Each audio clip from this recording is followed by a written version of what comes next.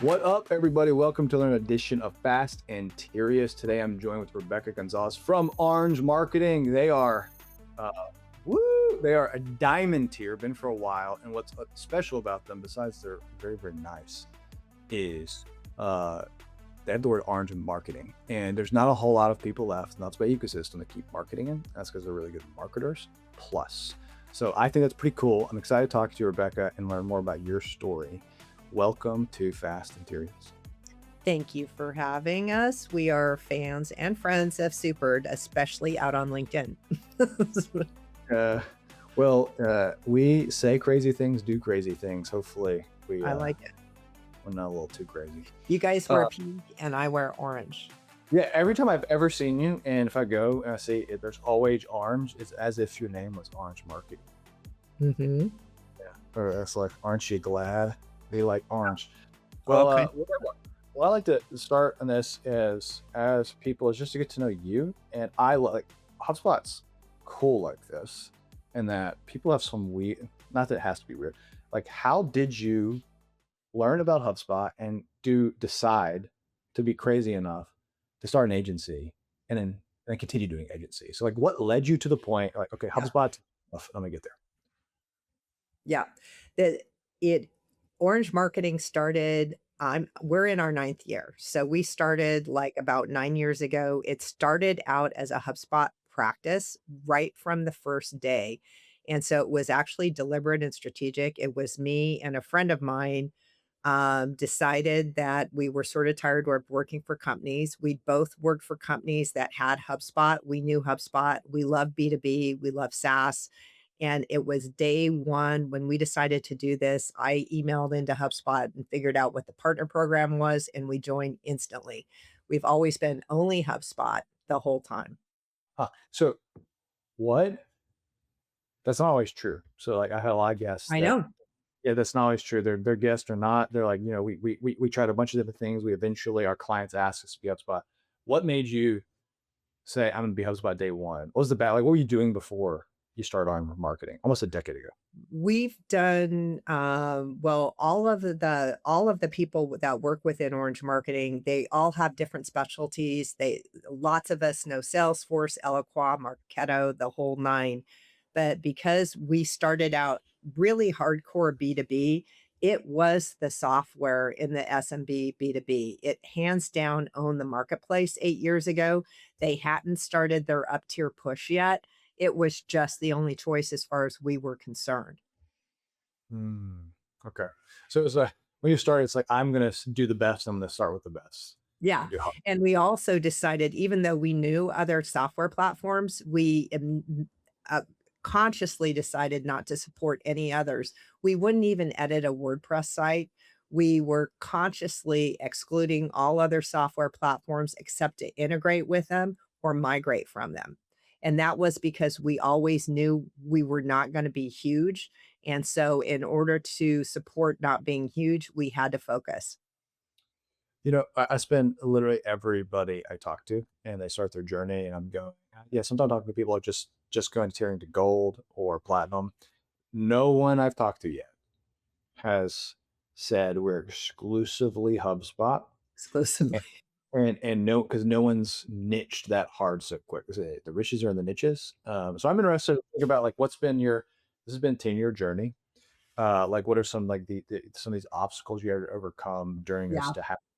You said, I'm going to do this. You said you deliberately wanted to stay small. So, like, you started, let's call it 10 years ago. I know you said a decade ago. It's What, 9 years ago. Well, 10. Let's say 10. If it's 9, let's it's say 10. 10. It was like, let's Let's say say 10. 10. What was your vision 10 years ago, 9 years ago, when you started? And where did you see yourself today? Like, so was it, hey, we're going to stay Yeah. small? Yeah. When it started, it was, basically crafting, the tacky name for it is lifestyle business, so it was basically gonna support a few people's income, and then it was also sort of a friends and family strategy, so we started as we knew we needed to hire. We started, picking up people as 1099s who were only available fractionally, and so we kind of were overjoyed about that. So there were moms who couldn't get full-time work, dads who couldn't get full-time work because they were caregivers, different things like that. And so that's how it all kind of started. What was your question? I forgot.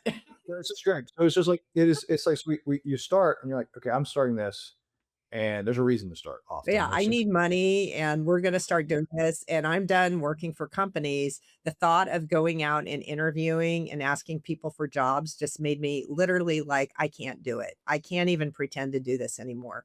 And so it was almost, it was the only choice. It just seemed Mm. inevitable. And so we were both in the same place at the same time. And that's what we did. Where was I? I know I was heading somewhere. This is so bad. Well, no, this is good because I mean, we start. You are you're like, okay. Oh, the Uh, journey. so what was the vision? You Pivot. started like you want to be like you're like, hey, we're gonna be a diamond partner. We're gonna be the Yeah. top 1% in the ecosystem.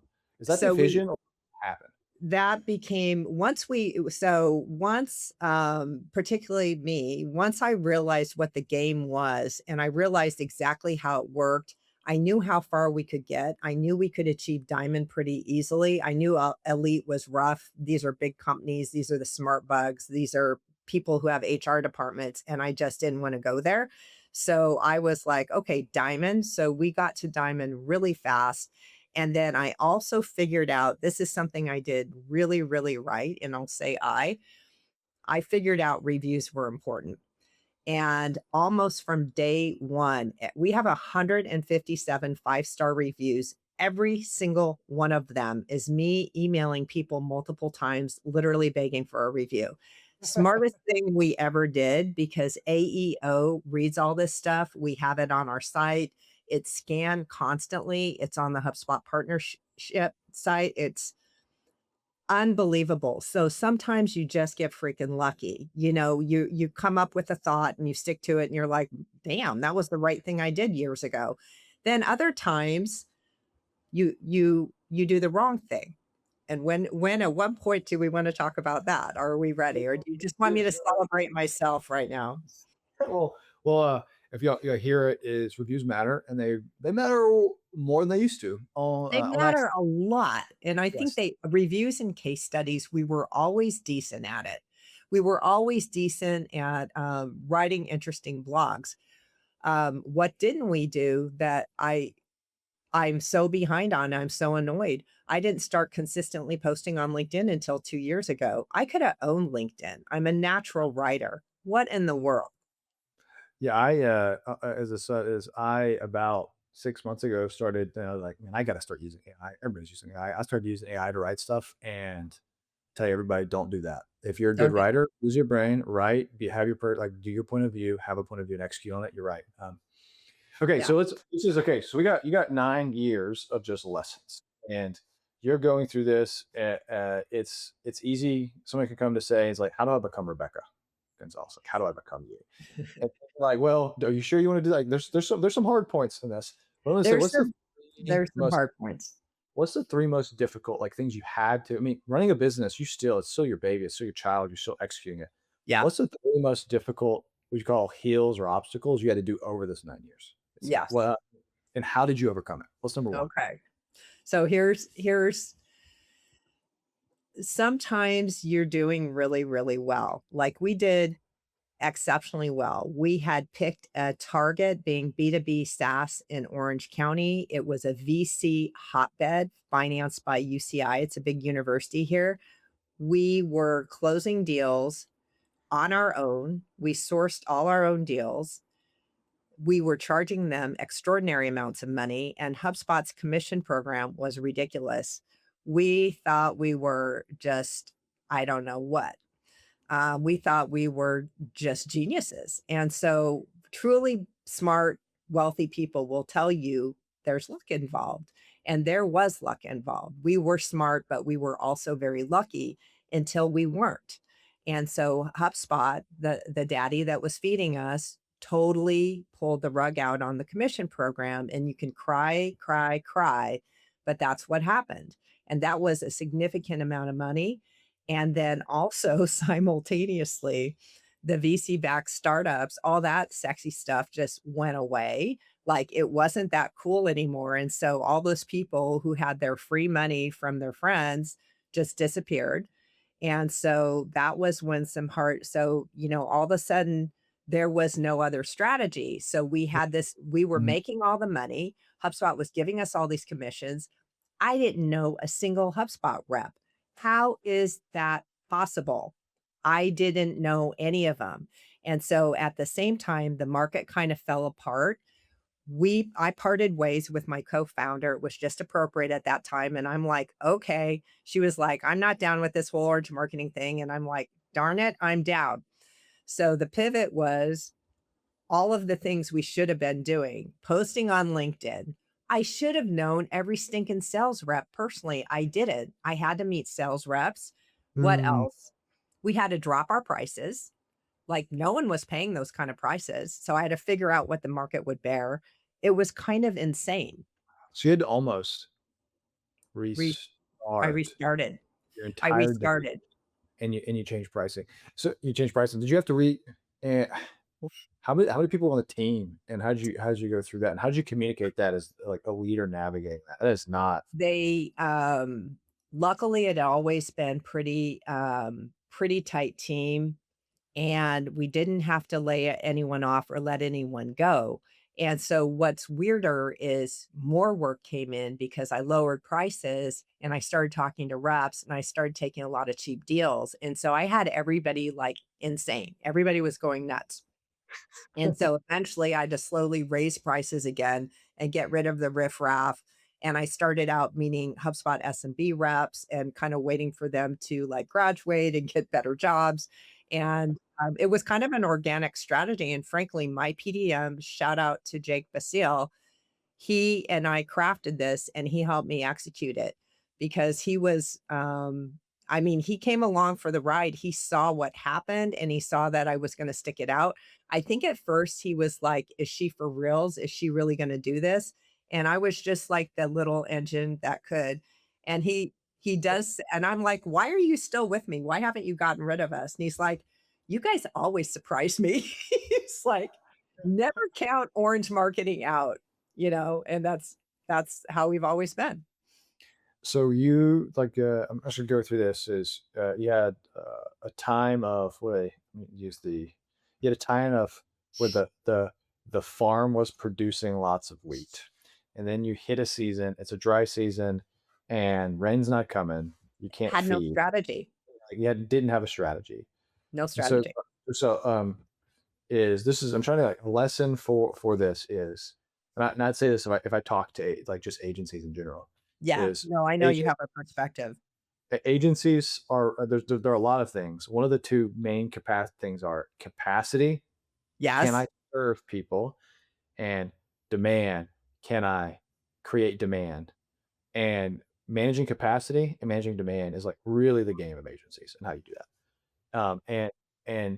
I just when you hear Rebecca's story, it's one of first off, if you're lucky like that and you have it, is be happy, be good, and start diversifying early. Start figuring it out. Like, while you have some of that, it's if you have one referral source that's giving it, just have others. We had essentially one referral source. It's a Yeah, classic screw up. and Yeah, and we never investigated. So I still well, what see you that I didn't do. talk to a lot of partners who Uh, aren't in tune, even successful ones who aren't totally in tune with HubSpot and what their game is and what their goals are. And that's a big mistake. You really have to look at what they're trying to do.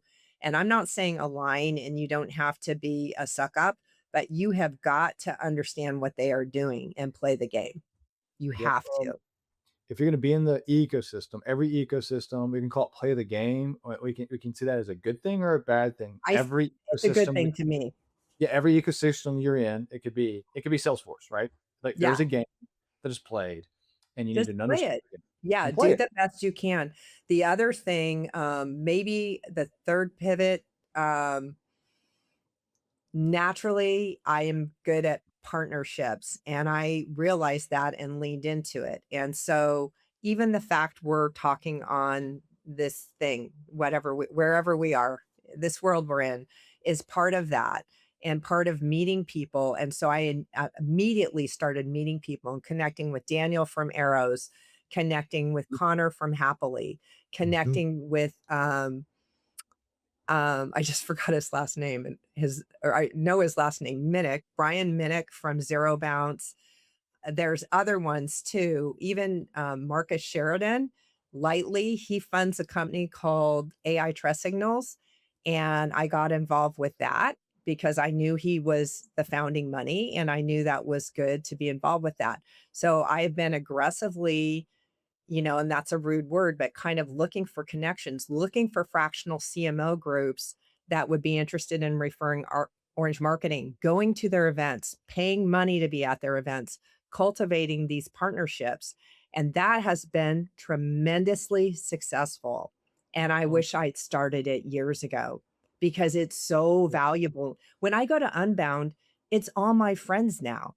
I didn't mm, know these people 2 years ago, and 2, 3 years ago, and now I'm so comfortable and so happy. And I never go to sessions because I'm out on the floor talking to everybody. mm. Yeah. I There's a lot of gold. I'm gonna try to pick some things out. So is I really yeah, wanna share this because so I this have is been so like through it. we had Orange Marketing, Diamond for a long time, and they pivot, they stay Diamond. That's first off, that's everyone knows You it, that's did hard. stay. That's I hard. fought for that. It's hard. So congrats. 'Cause I and it gets fought. harder. Well, it didn't get easier. It got harder and harder and It harder. just keeps getting harder. Is and so when you pivoted, you had to diversify. The way you diversified was post on LinkedIn and share your point of view on topics and start garnering some kind of following. People are doing it and you're Mhm. reaching out. Number two, doing a deliberate connection with reps.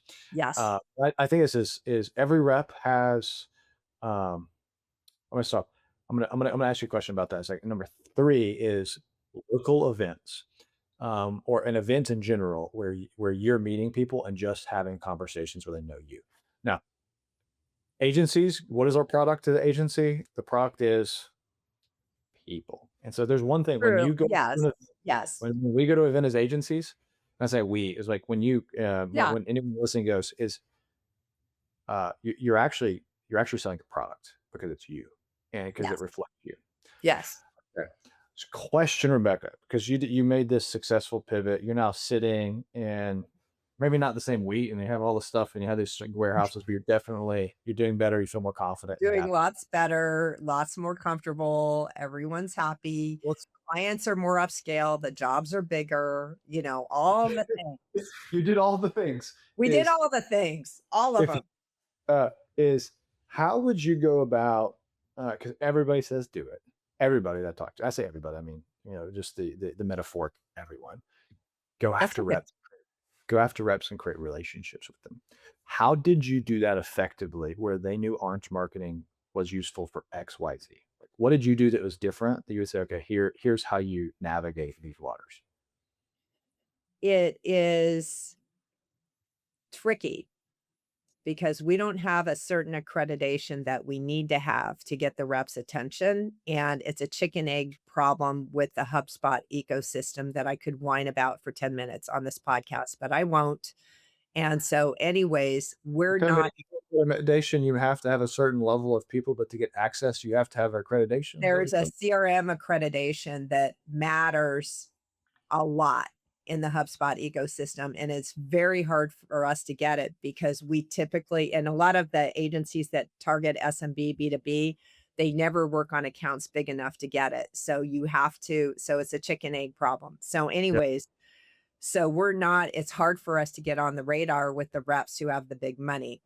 But what we do when we do get on the radar, I constantly we have this partner object out in HubSpot. I make sure every deal that I'm on with a rep, I record it.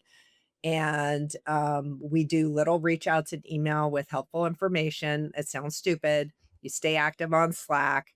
And then also we do a holiday gift that keeps them on the radar. And I'm inviting any rep who's helped us to a special Unbound breakfast. I was just figuring that all out. We took down space in the Oh, Westin right next door. You're welcome to stop by and get a breakfast burrito Thursday morning after all the excitement. And anyone who's listening, stop by. Um, but a whole bunch of little organic things. Many of the elites will tell you, "Oh, you've got to call them." So there's no dedicated salesperson here. It's founder-led sales. mm, So what I wish I was doing was a one-on-one outreach strategy where a true sales rep is calling them, shooting the shit, seeing how stuff is going and stuff like that. I'm not doing that. So that fell by. Yeah, that's is often advice is given after when you have more resources. And and we in I'd say is you can only do things that don't scale, and don't try to automate too early. And with us and agencies, when you're is often that make your next problem. Don't try to solve the problem before it comes. Make the problem. Yeah. And I think it's good advice where you're going. Yeah, Well, so I wouldn't say I'm a genius at it, but the ones that have worked with us, and we were just looking at the list for my me and Jake for my breakfast invites, and he's like, "Do you realize you've closed 4 deals with so and so?" And I'm like, "Yes, I know that." And so anyways, they know that we're good for it. And we beat out elites on stuff. And I don't mean to brag. If we're ever up against an elite, we get it because A, we don't have the overhead in our pricing, and B, I am incredibly responsive. So I can do stuff, make tight proposals, make cool things really, really fast because guess what? I'll stay up all night and do it. And when you have a job at a bigger company, you're not necessarily going to do that. But yeah, I'll work Saturday, Sunday, and you'll have a proposal on Monday if I really want it, and I'll get it. And so that has served us well. uh, you hear it here. If you're an elite and you see orange marketing on the other side, just You're in trouble. go You're ahead not and close. good. Yeah. Well, Rebecca, as we close, this has been really fun, and I love the story. And not everybody has such a pivot moment. It's often like more up and down. Um, Yeah. It's where hard. you What's one thing, and we have the you. I just want to hear your take of this. What's one thing you would never do again? Put all my eggs in one basket, of course, Mm. ever. And it was basically one vertical, one geography. It was insane when you think about it. Yes. Yes. Yeah. Yes. Uh, yeah. All our leads come referrals until they don't, and that's one Until thing they don't. We I never had another source. and by the way, it's great if you're trying to sell in something. We're all referrals only. I'm like, well, what happens? What happens when they dry up? Because they will. They They will. just do. All your friends, you've called everyone, and that's what happened. They totally dried up. Hmm. Well, when you're thinking about yourself, and let's say this time next year, when you truly hit your 1 year, I mean your 10 year, when you truly your decade, and it's 1 year from now, is there anything you would hope to have done? You want to be at 200 reviews? Is there any milestone that you're marching towards for Orange Marketing? We are figuring out a way to get the thing we want more than elite is the CRM accreditation. Okay. It's everything to getting in certain types of deals and getting certain referrals from the reps. That is the thing I want, and I'm going to figure it out. That is the one thing that's in my way right now. Well, if I haven't